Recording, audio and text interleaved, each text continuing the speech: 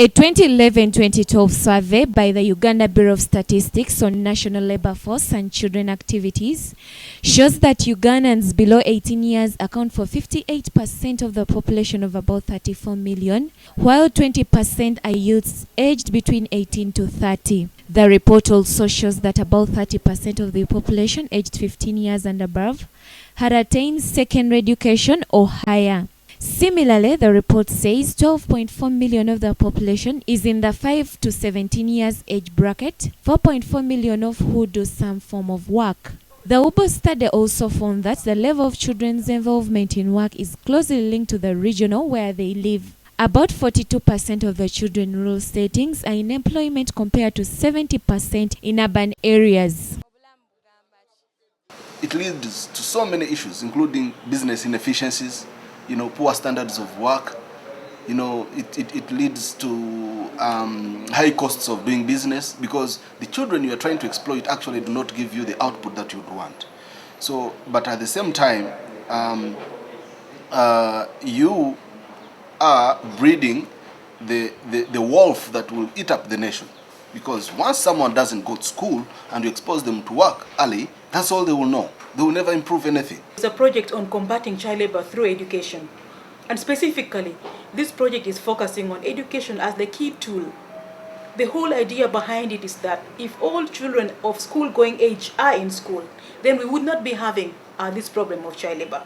Working children are mainly engaged in petty trade, the agriculture sector, forestry and fishing. The proportion of children engaged in primary sectors accounts for about 93% of the total child workforce. Working children put in an average of 14 hours per week, yet the economy may not benefit much from them since they mainly produce for consumption. This underscores government's apparent laxity in taking steps towards improving the lives of fastest growing in the country, the children. This is reflected in limited child record keeping, weak policies and procedures, varying standards, limited awareness of the laws such as Children's Act and limited formal engagement between district officials and relevant institutions. There is no political will that is focused on promoting rights of these children.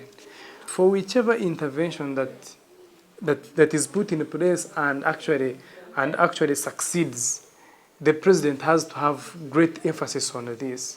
But as long as the president is not focused on this, things lie down. The remedy to this is every parent who is going to start a family needs training about parenting, about upbringing a child, about the needs of a child. So failure to fulfill this will always result into what we call child abuse.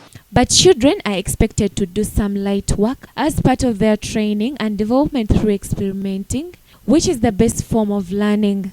This work, though, should not be harmful to their growth and cost their education.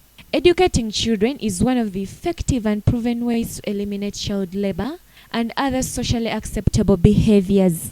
Child labor has been identified as one of the main obstacles to the achievement of objectives of universal primary and secondary education.